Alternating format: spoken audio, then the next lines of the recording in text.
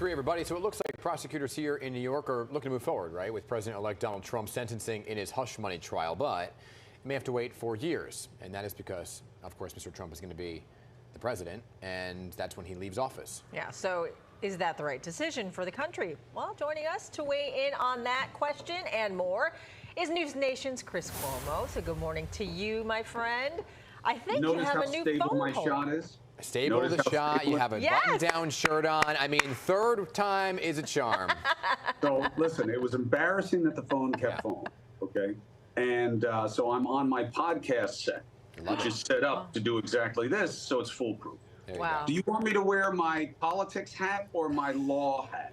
Oh, wow. You have many hats. Is there one in between somewhere that goes right in the middle? Well, to discuss the case, legally, I understand the competing constitutional interests that are at play. Okay.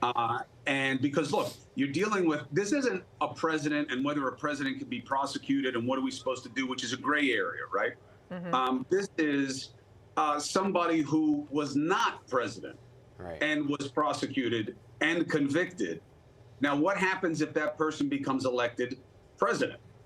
This isn't something that we have a lot of law on. So I get the competing arguments. Well, so should we delay this or should we wait? Or what do you think, timing-wise? So the idea of should, right, the judge is supposed to decide today, on Tuesday rather, should is subjective. Should is not the legal hat, it's the political hat. Yeah. Okay. Now, this is just my opinion, okay? And I know a lot of people in our business don't do this. I believe we've entered a new age of transparency, Hazel. I believe that people don't believe anymore that because you don't tell them how you feel, you don't have a specific feeling about it. So I think they all want more transparency. So here's the transparency. This was a weak case.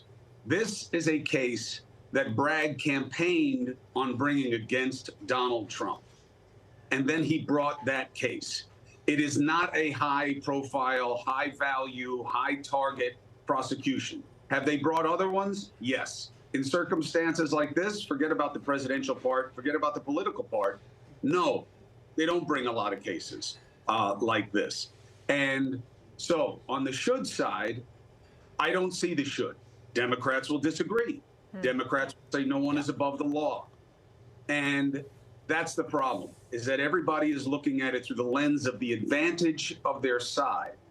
I think they're going to delay it until after his term. Right, and I was talking to a lawyer the other day, but what does that look like, right? Because DA Alvin Bragg may not even be the DA at that point, and Judge Merchant may not be a judge on the bench at that time. So what does it look like, or other people in play here when it comes to that, if that even matters when you're talking about who does what?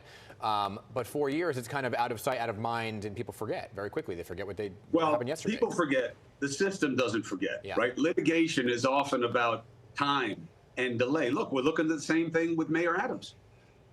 Damian Williams, as esteemed a prosecutor as he is for the Southern District of New York, federal prosecutor, he's going to get the boot. So what happens to that case? Well, the new person comes in and they review all the ongoing matters and they see if it matches up, not just with, was this a good case? You know, was this properly prosecuted? It's, are these cases reflective of the policies that we want to prioritize? Right. So I believe that Adams has a shot here. If the new guy comes in and gets direction from on top, that may be from Matt Gaetz, by the way, that we don't like this case, make it go away. Is that easy to do? No, because you'd be embarrassing the prosecutors who did the case. Can it be done? Yes. You know, I know we got to go, but I just got to ask you, because you brought up Matt Gaetz. Just wanted to get your thoughts on, you know, this whole idea of whether or not he will get the confirmation from Republicans and Democrats, right? If he will be in that position or he won't be in that position. And your thoughts, you know, you have an interesting take on a lot of things. And this was a controversial pick among all the others that have already been appointed. This was a crazy pick, except through one lens. Donald Trump wants the people he appoints to protect him from the agencies that they're on top of. And that is true nowhere more than it is with the DOJ. That's why he picked Gaetz. Gaetz won't go bad on him. I think the drama about recess appointments is just that, drama to drive clicks and ratings and division. I don't think that happens. I'm not even sure it can happen in this context.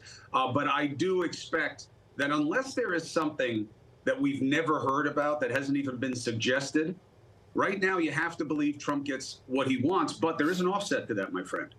He wanted Senator Scott to be the leader, and they did not pick him. Right.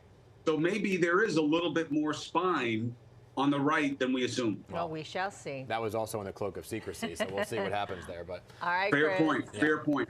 All right, Chris, and you can catch Chris every night at 8 o'clock on News Nation. Thanks again, Chris.